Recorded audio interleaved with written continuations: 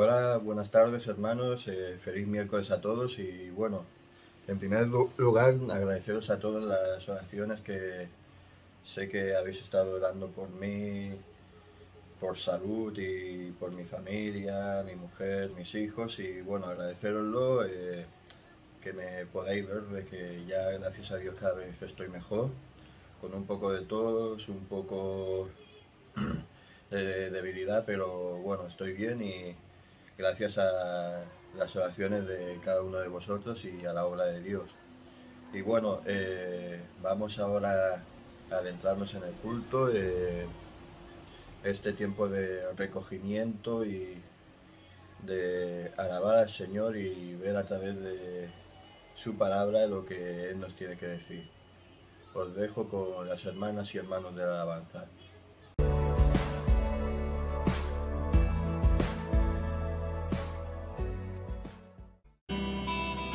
¿Quién como el Señor? No hay nadie. ¿Quién como el Señor? Poderoso y fuerte. ¿Quién como el Señor? Él es digno. Vamos, alabémosle. ¿Quién como el Señor? No hay nadie. ¿Quién como el Señor? Poderoso y fuerte. ¿Quién como el Señor?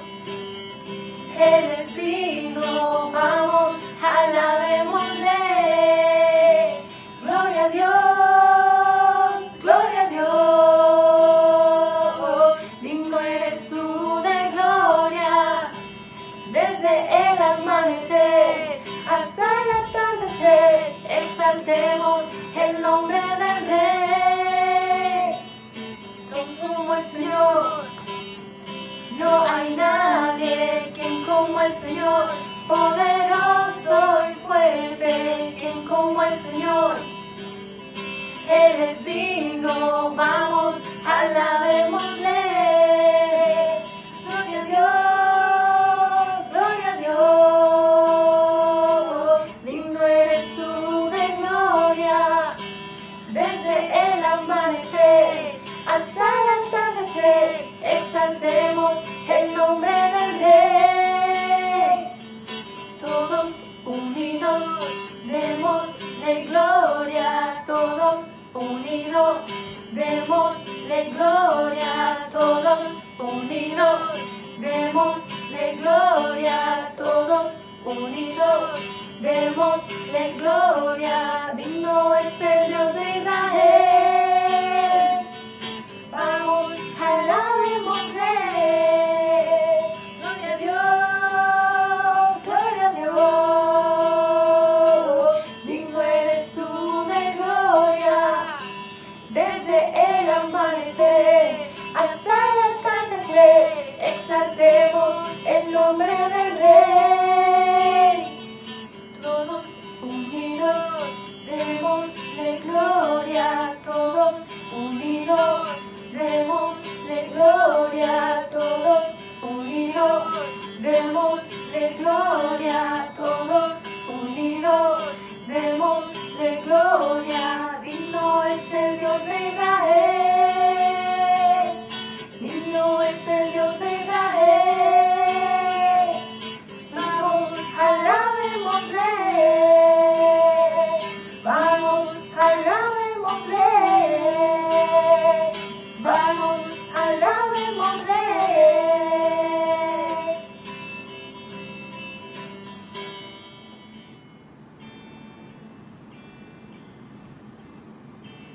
Vivo enamorado de ti, mi vida sin tu amor no es igual.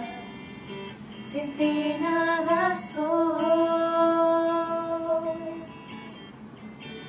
Tú eres la razón de vivir, tú eres el camino a seguir, tú eres mi paz. Vivo enamorado de ti, mi vida sin tu amor no es igual. Sin ti nada soy. Tú eres la razón de vivir, tú eres el camino a seguir, tú eres mi paz, porque yo no merecía tu amor, porque yo no merecía tu perdón. Fuiste tú el que moriste en una cruz para darme la salvación.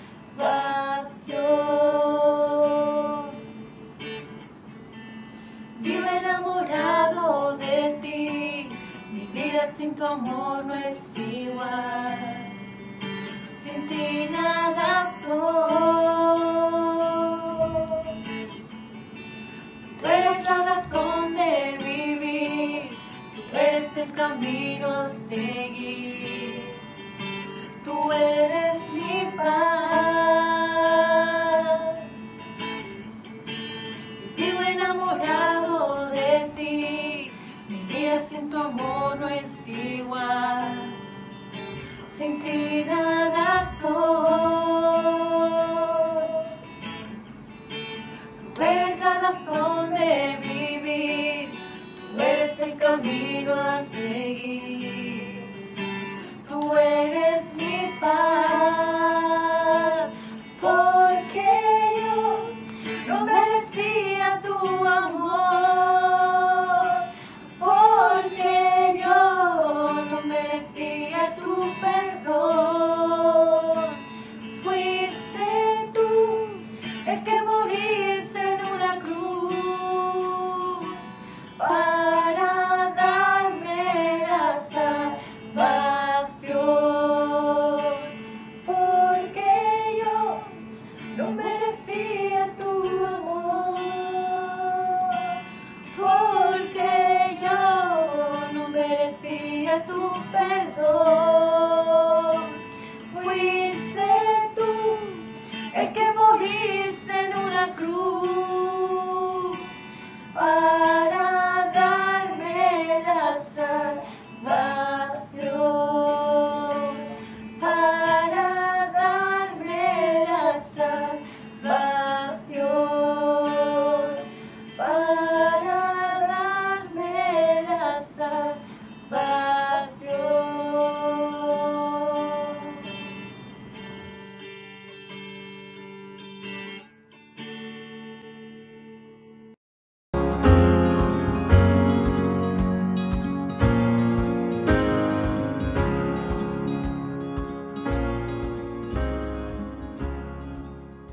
Bueno, pues ya estamos aquí, llegando al quinto ciclo de los jueces.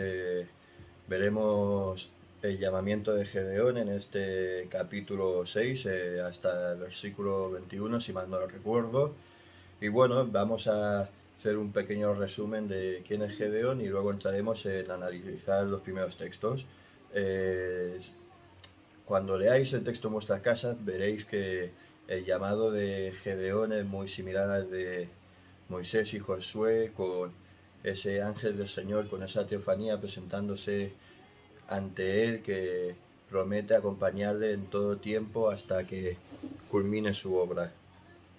Luego veremos que aunque en Hebreos 11:32 se llame a Gedeón un hombre de fe, como a tantos otros, la fe de este veremos también que fue muy débil y que necesitó ver y tener una fe mediante las señales y mediante las obras, extendiendo lo que se llama 2 veces el vellón de lana y demostrando así su debilidad, más otras evidencias que veremos que su fe era la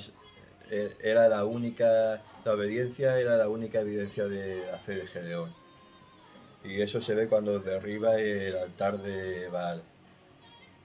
Vemos tristemente que hay mucha gente también que quiere extender el vellón de lana con Dios, y eso también demuestra una fe débil, una fe que no quiere obedecer a Dios sin signos visibles. Y vamos a ver en estas etapas que vamos a analizar a Gedeón de que la duda va a traer consecuencias nefastas. En el capítulo 7 veremos que la victoria sería de Dios y no de los hombres, cuando Dios elimina a más de 10.000 soldados de las filas de Gedeón, para que la gloria y la victoria sean solamente para el Señor. Vemos también que más en ese mismo capítulo, de que en el capítulo 8, en el versículo 23, que se le ofrece a Gedeón ser rey de Israel, y él se niega, demostrando humildad y reconociendo que solamente el único rey que es sobre Israel es Dios. Así también como vemos ese ejemplo que pasó con Moisés en el Éxodo, en el capítulo 15-18. El final de Gedeón veremos también de que es como el final de Israel después de cada ciclo. Es un final bastante triste, ya que hicieron una especie de ídolo. Se dice en la Biblia que fue un efod. Un efod es una vestidura sacerdotal, pero viendo el contexto se ve que sería una imagen de oro en el cual hizo que todo el pueblo cayera ante esa idolatría de nuevo. Y vemos también que aunque Gedeón prosperó, de los 70 hijos que tuvo, solamente le sobrevivió Jotán debido a la matanza que hizo Abimelech, hijo de Gedeón, con su concubina. Y bueno, viendo este breve resumen, vamos a ir al primer punto del día y vamos a ver cómo Dios aborrece el pecado. Lo vamos a ver en los versículos del 1 al 5. Dice lo siguiente: los israelitas hicieron lo que ofende al Señor, y Él los entregó en manos de los madianitas durante 7 años. Tal era la tiranía de los madianitas que los israelitas se hicieron escondites en las montañas y en las cuevas, y en otros lugares donde pudieran defenderse. Siempre que los israelitas sembraban, los madianitas, amalecitas y otros pueblos del oriente venían y los atacaban. Y acampaban y arruinaban las cosechas por todo el territorio hasta la región de Gaza. No dejaban en Israel nada con vida, ni ovejas, ni bueyes, ni asnos. Llegaban con su ganado y con sus carpas como plaga de langostas, y ellos con sus camellos eran incontables, e invadían el país para devastarlo. Era tal la miseria de los israelitas por causa de los madianitas, que clamaron al Señor pidiendo ayuda, y cuando los israelitas clamaban al Señor a causa de los madianitas. Y lo primero que vemos, como siempre, es que se vuelven a apartar del pueblo de Dios una y otra vez. Vemos que los buenos tiempos, los tiempos buenos, crean hombres débiles. Y después de una victoria contra Sísara, vemos como de nuevo vuelven a caer en la apostasía. Podríamos volver al versículo clave del libro de Jueces, del capítulo 2, versículo 10, que dice: y después que durmió esa generación, se levantó otra generación que no conocía al Señor. Y vemos como no se pasa esa educación cristiana de padres a hijos. Vemos como empiezan a caer en la idolatría, como se empiezan a contaminar de la sociedad que les envuelve, y cómo hacen pactos y adoptan sus costumbres. Y esto también nos llama la atención a nosotros como cristianos. ¿Qué hacemos? Adoptamos las costumbres que nos quieren imponer, sus ideas, sus leyes, o nos guiamos bajo la Biblia, la palabra, y mediante la fe, y vivimos bajo la gracia y tenemos como referencia solamente la Escritura. Vemos que después de 7 años de ese tiempo perfecto de castigo, Dios levanta un libertador en este capítulo, en el capítulo 6, que contaría la gracia libertadora del Señor Jesús. Vemos como un pueblo que debía ser fuerte, ahora vive con miedo en cuevas y cavernas, recibiendo el pago de una vida de iniquidad. No debemos pensar que, aunque estemos viviendo bajo la gracia del Señor, que Dios actúa siempre con misericordia, tenemos que ser consecuentes de que los pecados son muy grandes y muy graves, sobre todo para un hijo de Dios.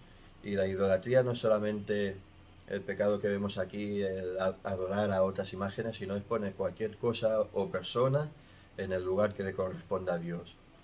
Nosotros, antes de conocer a Jesús, a Cristo, a Dios, éramos idólatras y desgraciadamente aún muchas veces lo somos cuando ponemos en nuestras vidas los estudios, el trabajo, los amigos, la pareja o incluso a los hijos por encima de Dios en nuestra escala de prioridades.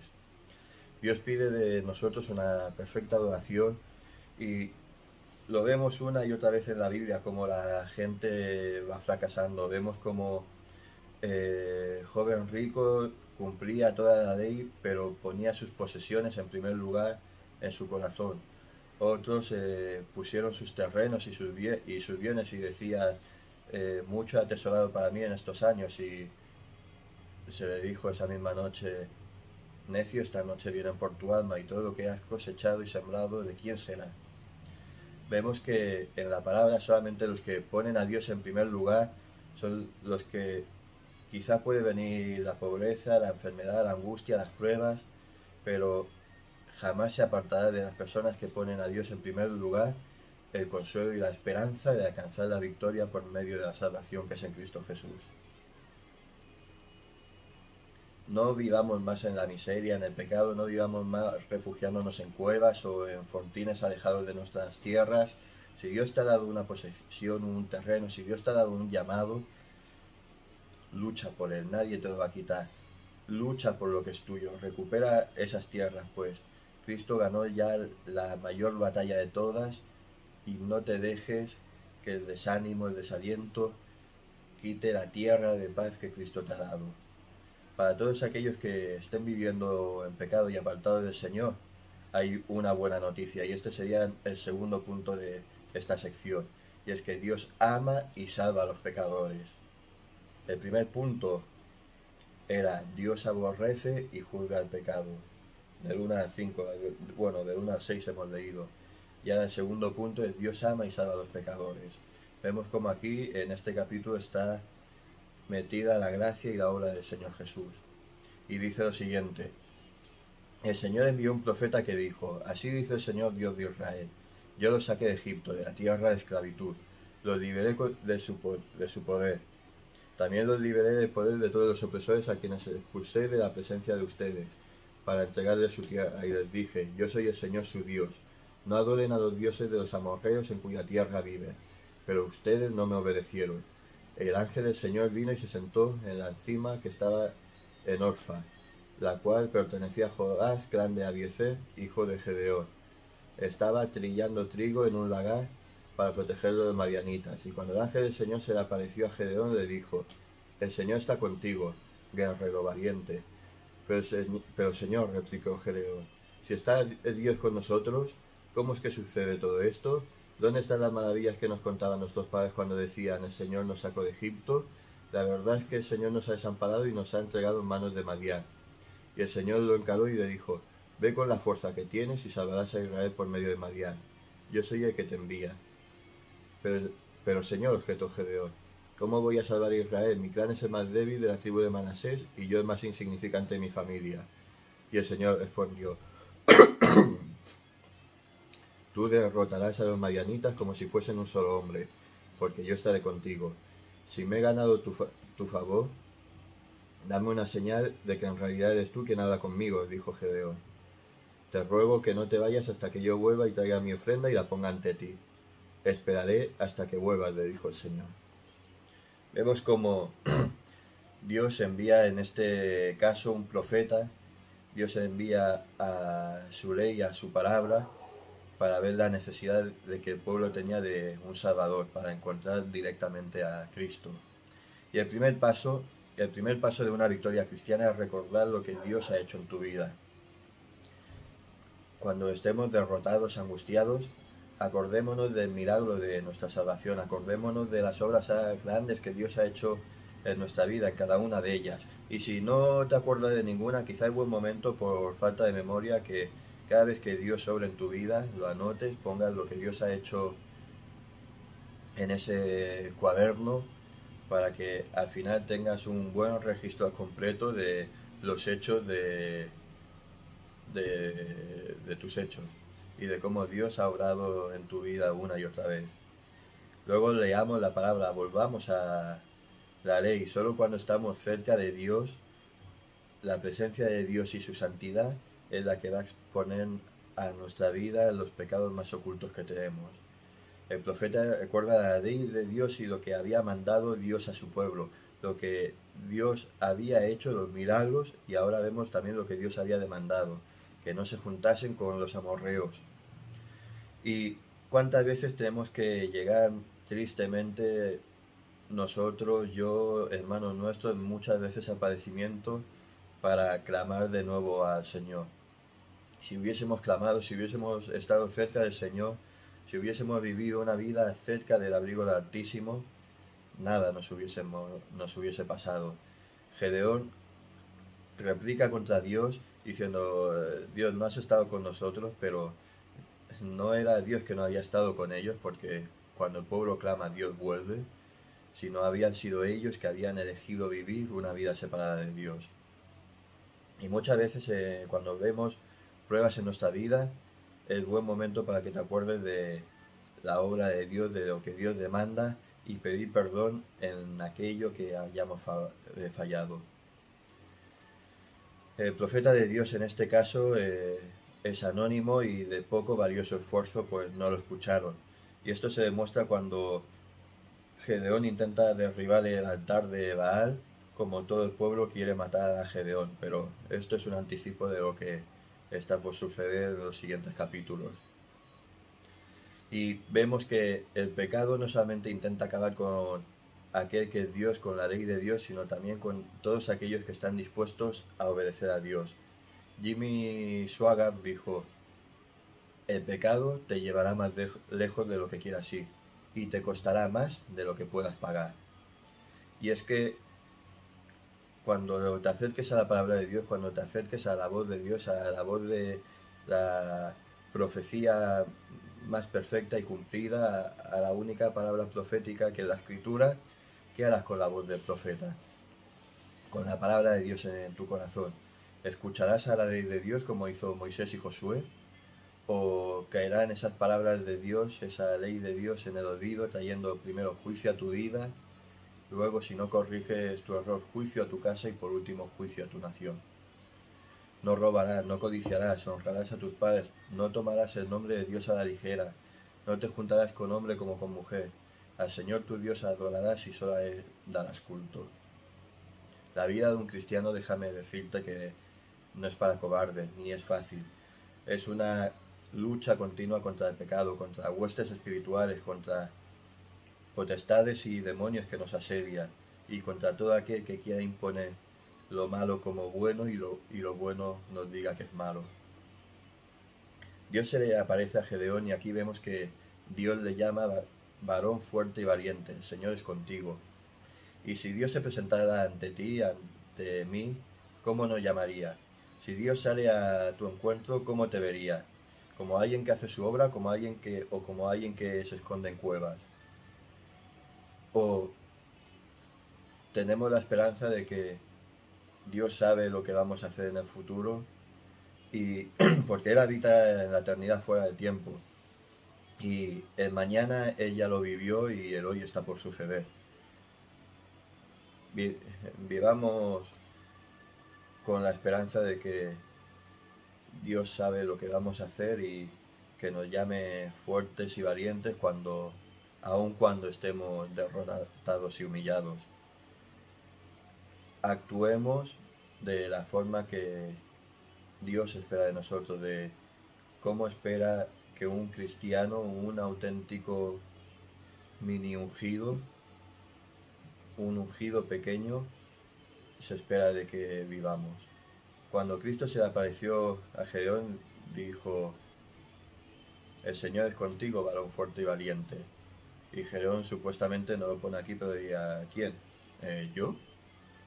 Y es que Dios usó a una persona humillada como Moisés cuando ya se dio cuenta de que no sería ni por su mano, ni por su fuerza, ni por lo mucho que él sabía, y Moisés no fue digno hasta perderlo todo, y ahora se repite el mismo patrón con Gedeón, y se repite el mismo patrón en nuestras vidas. Cuando Dios nos usa, es cuando ya nos hayamos humillado ante Él, cuando hayamos reconocido nuestro pecado, cuando hayamos ido a la luz de su presencia, y entonces cuando Dios nos vendrá de encuentro y nos dirá, bien hecho, fuerte y valiente.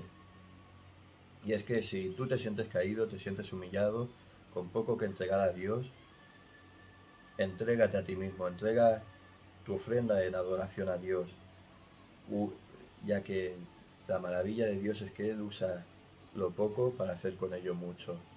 Y lo veremos más adelante también con David y con muchos otros ejemplos. Gedeón objetó con Dios. Tal era el fracaso de la vida de Gedeón y la decadencia de Israel, que los que se apartaban de Dios habían ido en pos de otros dioses, y los que seguían fieles a Dios y sabían algo de la Escritura tenían por poco a Dios. Sus réplicas para hacer la obra del Señor, en pocas palabras, el Señor le contesta a Gedeón: calla, coge la energía con la que tanto te quejas, porque ni siquiera Dios le responde a sus réplicas y dice: y usa todas estas energías que tienes para hacer lo que yo te he llamado. Y esto viene también a nuestra mente y dice: ¿en qué estamos gastando nuestras energías? ¿En qué gastamos nuestras fuerzas para hacer la obra de Dios o para objetar contra Dios, quedarnos cómodamente en nuestras casas? ¿Será buena cosa pelear contra el Señor?